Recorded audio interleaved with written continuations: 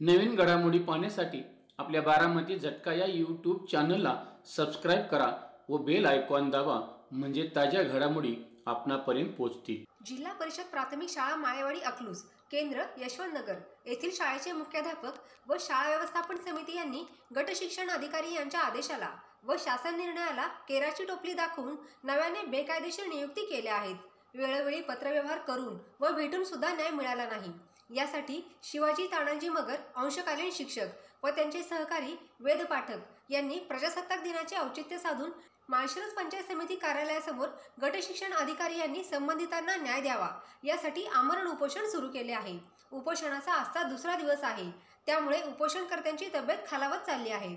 या घटनेकडे महाराष्ट्र शासनातील शिक्षण मंत्री, जिल्हा शिक्षण अधिकारी व पंचायत समितीमधील गट शिक्षण अधिकारी यांनी संबंधित नियुक्ती रद्द करून नियमानुसार आमच्या नियुक्ती कराव्यात अशी त्यांची धारणा झाली आहे। बेकायदेशीर नियुक्ती करणाऱ्या मुख्याध्यापक व शालेय व्यवस्थापन समिती यांच्यावर प्रशासकीय कारवाई करावी अशी मागणी त्यांनी केली आहे। तर आपण प्रत्यक्षच पाहूयात उपोषणकर्त्यांचे काय म्हणणे आहे। माझे नाव सुरेश नागनाथ वेद पाठक, मी कला संगीत शिक्षक, जिल्हा परिषद शाळा माळेवाडी अकलूज या ठिकाणी गेली 1916 पासून ते 1919 पर्यंत आम्ही काम केलेलं आहे आणि त्या ठिकाणी आमची संपूर्ण रेकॉर्डसुद्धा आहे। त्यानंतर काही प्रश्न निर्माण असा झाला की पेमेंट फार कमी होता, अगदी 2,500 रुपये पेमेंट होता। आता त्याच्यापेक्षा कमीसुद्धा आहे, परंतु मी तुम्हाला 2,500 सांगितला आणि त्या पद्धतीनं आम्ही त्यावेळेस तिथं काम केलं। आणि मग एक 4 आता आम्ही दोघंच शिक्षक नाही, तर आमच्या सगळ्या महाराष्ट्रामध्ये 5,500 शिक्षक आहेत। तर सगळ्यांची आमची संघटना आहे, या संघटनेमार्फत काही लोक आमचे कोर्टामध्ये गेले। मग कोर्टात गेल्यानंतर कोर्टाने काय केलं, आमच्या कामाला थोडीशी स्थगिती दिली। 19ला स्थगिती दिली, आम्ही 19पर्यंत काम केलं। मग त्यानंतर 19, 20, 21, 22, 23, 24पर्यंत त्या ठिकाणी स्थगिती दिली आणि पुन्हा कोर्टाच्या निदर्शनास आलं, शासनाच्या निदर्शनास आलं की ह्यांचं बरोबर आहे।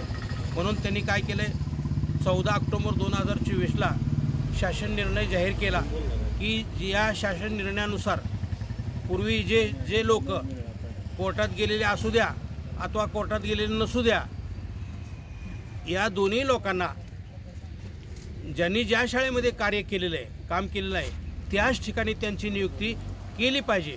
यानुसार 14 ऑक्टोबरचा GR आमच्यापाशी पाडल्याबरोबर आम्ही 15 ऑक्टोबरला शाळेमध्ये जाऊन मॅडमला GR दाखवला आणि मॅडमला GR दाखवून आम्ही कामावर घेण्याचा अर्ज त्यांना त्या ठिकाणी दिला, त्याची पोच घेतली आणि पोच घेतल्यानंतर मॅडम ताबडतोब मीटिंग घ्या आणि आमचा निर्णय आम्हाला कामावर रुजू करून घ्या अशी आम्ही त्यांना विनंती केली।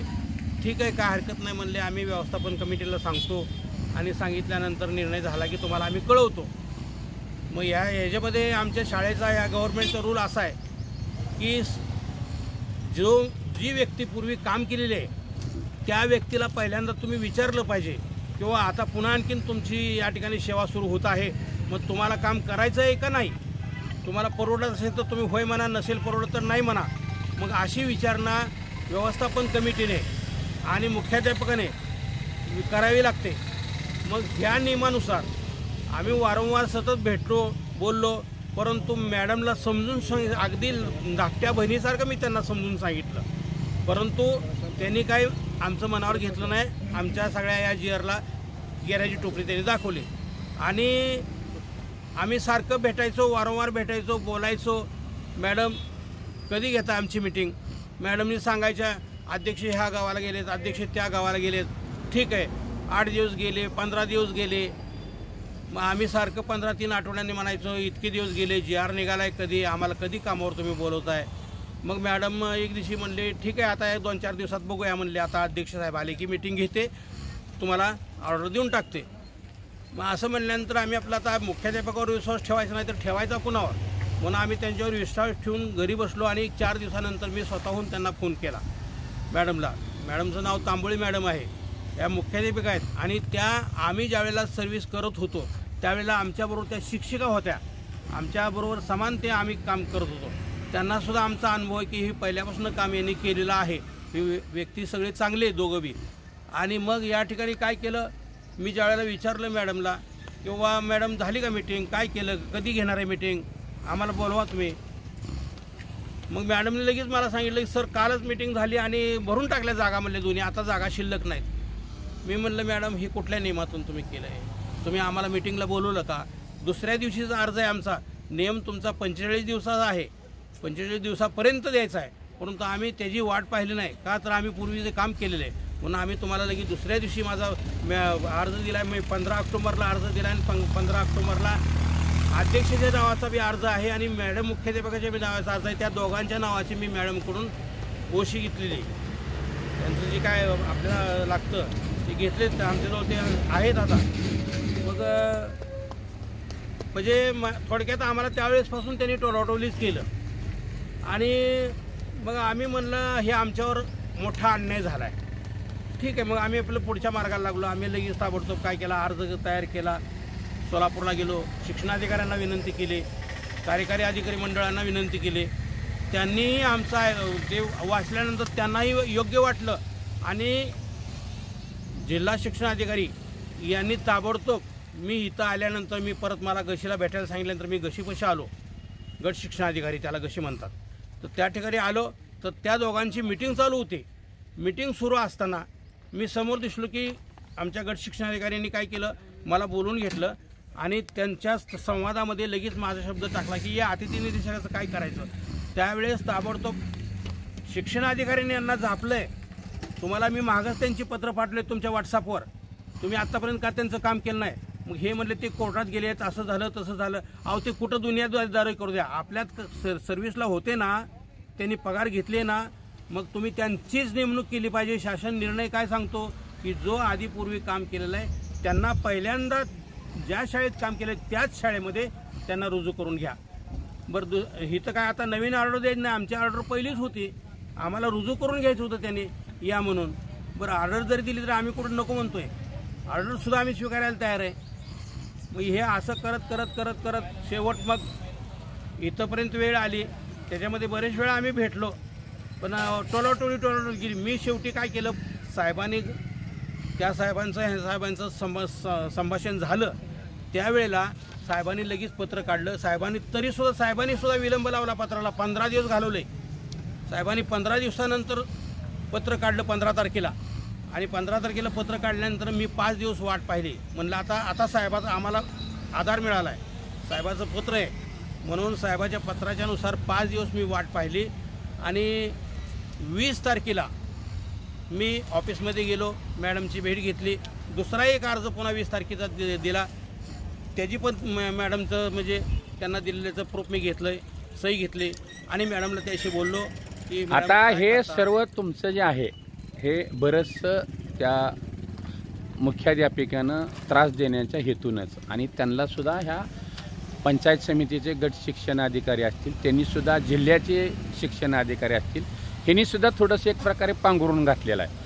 आज उपोषणाचा तुमचा दुसरा दिवस आहे. तुमचं वय किती आहे? माझा आता 62 वय आहे. आता सध्याच्याला तुम्ही हे आमरण उपोषण सुरू केलंय, तब्येत आता वरच्यावर तुमच्या खालावत चाललेलं आहे. हे तुम्हाला न्याय निश्चितपणानं मिळेल, परंतु ज्यांनी तुम्हाला त्रास दिला त्यांना सुद्धा शिक्षा झाली पाहिजे अशी तुमची भूमिका आहे ना. ऐका, तुम्हाला त्रास झालाय त्यांना सुद्धा त्रास झाला पाहिजे का नाही? ही त्रास तर व्हायलाच पाहिजे. मी शिवाजी तानाजी मगर, अंशकालीन क्रीडा निदेशक, जिल्हा परिषद शाळा माळेवाडी अकलूज या ठिकाणी 2016 पासून 31 मार्च 2019 पर्यंत त्या ठिकाणी कार्यरत होतो. तर या स्थानिक स्वराज्य संस्थेच्या उच्च प्राथमिकसाठी 6वी ते 8वीसाठी महाराष्ट्र शासनाकडून जो उपक्रम राबवला जातो कला क्रीडा आणि कार्यानुभव या विषयासाठी जागा भरल्या होत्या 2016 पासून.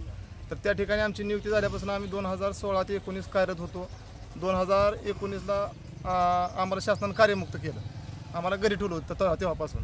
14 ऑक्टोबर 2024ला शासनाचं परिपत्रक निघालं की जे कोर्टात गेले होते त्यांनाही हजर करून घ्या आणि जे कोर्टात गेले नाही त्यांनाही हजर करून घ्या. तर त्या नियमाप्रमाणे त्यांनी 45 दिवसाची अट दिली होती की 45 दिवसात तुम्ही नियमानुसार त्या शाळेमध्ये जाऊन अर्ज द्या तुम्हाला जर काम करायचं असेल. तर आम्ही नियमाप्रमाणे 14 जे निघाल्यानंतर आम्ही 16 तारखेला 16-17 तारखेला जाऊन आम्ही अर्ज दिला शाळेमध्ये, त्याची पोच घेतली आम्ही.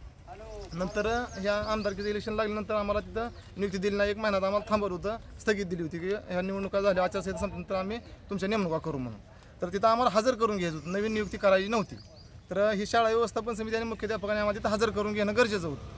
मग आम्ही वारंवार व्यवस्थापन समिती जे आहे त्या मुख्याध्यापक तिथं प्रशासकीय अधिकारी असल्यामुळे त्यांना वारंवार जाऊन भेटलो की आमच्या बाबा तुम्ही कधी नेमणुका कधी देणार आहे आम्हाला. तर ती मॅडम म्हणा थांबा, आज थांबा, 2 दिवस थांबा, 4 दिवस थांबा, आदेशानं काम आहे, ते झाल्यानंतर तुम्हाला ज्या दिवशी मीटिंग होईल त्या दिवशी तुम्हाला तुमचा नियुक्ती आदेश देते आणि बोलवतो तुम्हाला कामावर. ठीक आहे म्हणलं मॅडम. मग आम्ही वारंवार जाऊन भेटलो, पाठपुरावा केला. मग साधारणतः एक 45 दिवसाचा कालावधी संपला त्यांच्या नियमाप्रमाणे की बाबा हे 45 दिवसात जेवढे अर्ज येतील ते घ्यायचं, हे करायचं, कार्यवाही करावी. तर मग 45 दिवसानंतर त्यांनी आम्ही मॅडमला म्हणलं काय झालं आमच्या नियुक्तीचं, फोन केला आम्ही त्यांना. तर ती म्हणल्या कालच झाली नियुक्ती, सगळ्याच्या जागा भरल्या ते सगळ्या. मॅडम तुम्ही आम्हाला बोलवलं नाही, आम्हाला हजर करून घ्यायचं होतं, नवीन नियुक्ती करायची नव्हती. तर मॅडम म्हणल्या नाही, ते नाही आदेशाने केलं, मी काय नाही, मला काय माहीत नाही काय केलं त्यांनी सांगितलं ह्या दोघांना घेतलंय आणि तुम्हाला काय घेतलेलं नाही. मग आता आम्ही काय करू म्हणलं मॅडम, तर तुम्ही गशीकडे तुमची तक्रार द्या, माझ्या हातात काय नाही.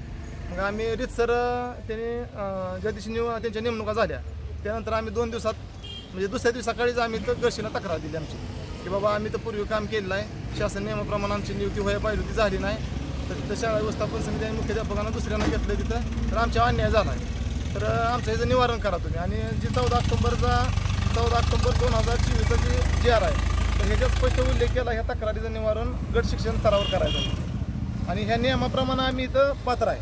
ह्याच्यातला जी 14 ऑक्टोबर 2024च्या शासन परिपत्रकामध्ये जो ब आकडा दिला आहे, ब मध्ये जे 2 आहे त्यामध्ये स्पष्ट दिलं आहे उच्च न्यायालयात न गेलेल्या अंशकालीन निदेशकांनी ते शाळेत यापूर्वी कार्यरत होते ते शाळा व्यवस्थापन समितीकडे या परिपत्रकाच्या दिनांकापासून 45 दिवसाच्या आत अर्ज करणे आवश्यक आहे. जर अशा अंशकालीन निदेशकांनी 45 दिवसात अर्ज केल्यास अंशकालीन निदेशकांना संबंधित शाळा व्यवस्थापन समितीने त्या शाळेची पटसंख्या 100पेक्षा जास्त अशी याची खात्री करून हजर करून घ्यावी. इथं नवीन नियुक्ती द्यायची नव्हती, म्हणजे नवीन जे घेतले त्यांना नियुक्त करायचं नव्हतं, जे पूर्वी कार्यरत होते त्यांना हजर करून घ्यायचं होतं. तर इथं नियमाचा भंग करून त्यांनी चुकीच्या पद्धतीने त्या ठिकाणी नियुक्ती दिली. मग ह्याचा पाठपुरावा आम्ही करत आतापर्यंत आलो.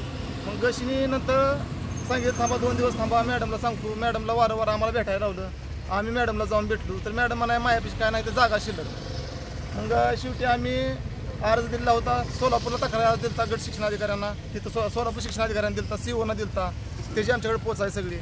मग इथं साहेबांना आम्ही भेटलो, आम्ही शेवट आता पुढं काय करणार. तर म्हणजे थांबा, 2 दिवस थांबा, 4 दिवस थांबा. मग त्यांचं तिथं 1 महिनाभर त्यांचा होत आला पुढं. मग आम्ही काय पुढे निर्णय काय घ्या, मग त्यांना स्मरणपत्र दिलं की बाबा आम्ही आतापर्यंत थांबलोय साहेब, तुमच्या शब्दावर आम्ही थांबलोय, तर आम्हाला पुढचं काय आम्हाला करता येईल ना पुढं, तुम्ही आम्हाला निर्णय घ्या तुमचा काहीतरी, ॲक्शन तुम्ही काहीतरी घ्या. मग त्यांनी 15 तारखेला पत्र काढलं, 15/1ला. तर मुख्याध्यापक नावे त्यांनी पत्र काढलं, जिल्हा परिषद शाळा माळेवाडी अकलूज. तर यांच्या नावे त्यांनी काय काढलं की जे तुम्ही कोण पहिली नेमले ती तिथं, तर त्यांना हे नियमात ती बसत नाही ती, तर त्या नियमाप्रमाणे त्यांना तिथं कार्यमुक्त करा, त्यांना तिथनं हे करा, त्यांना म्हणजे तिथनं कामावून त्यांना कमी करा आणि जी कोण पहिली काम केले त्यांना हजर करून या कार्याला माहिती माघारी करावा. आणि त्यात त्यांनी सगळं टाकलं की जरी तुम्ही ती ठेवली असली तर त्यांची वेतनाची जबाबदारी तुमच्यावर आहे, मुख्याध्यापकावर आहे. तर मुख्याध्यापकाने तेव्हा कुठलीही कारवाई केली नाही. आम्ही साधारणतः 20 तारखेला परत भेटलो अजून त्यांना की मॅडम म्हणलं आज पत्र काढून एवढे दिवस झालं, तर आमची तुम्ही नियुक्ती द्या आम्हाला. तर मॅडम म्हणल्या थांबा, 4 दिवस थांबा, 5 दिवसानंतर करते. मग ही टाळाटाळ करते हे आमच्या लक्षात आलं. त्यावेळेला मग आम्ही उपोषणाचं पत्र दिलं. मग उपोषणाचं पत्र दिल्यावर पण मॅडम म्हणल्या थांबा, तुम्ही उपोषणाला बसू नका. मग मॅडमला म्हणलं तुम्हाला द्यायला अडचण काय आहे आम्हाला नियुक्ती, आज तर द्यायचे 2 दिवसानंतर द्यायचे. मग ही थांबा, 2 दिवस थांबा, 4 दिवस थांबा. मॅडमला म्हणलं आम्ही थांबत नाही, 26 तारीख आमचं उपोषण आहे, त्याच्यापुढे आम्ही थांबू शकत नाही, नंतर आम्ही उपोषणही करू शकत नाही. का तर तुम्हाला पत्र देऊन जर तुम्ही सगळं एवढं करून जर तुम्ही कारवाई करत नसला तर मग आम्ही कुठवर थांबणार आहे, आमच्या अन्याय होते, आम्ही काय थांबू शकत.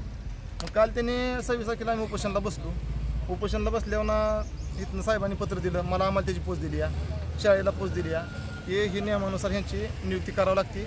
ती पहिली त्यांना दुसरं आम्ही तुम्हाला पत्र काढलं आहे काल, तरी तुम्ही अद्याप काय केलेलं नाही. आणि गट विकास अधिकाऱ्यांनी गशीनं पत्र काढलं आहे की सखोल चौकशी करून ह्या कार्यालयाला अहवाल कळवा.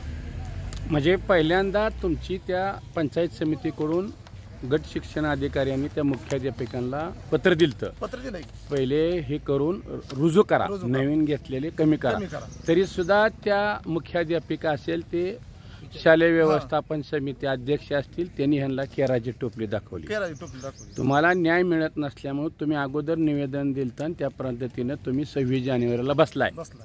तर ती मुख्याध्यापिकेचं नाव काय तांबोळी मॅडम म्हणून आणि तुमचं शालेय व्यवस्थापन समितीचा अध्यक्ष सतीश साठे साहेब असे दोघांचे आहेत. ठीक आहे.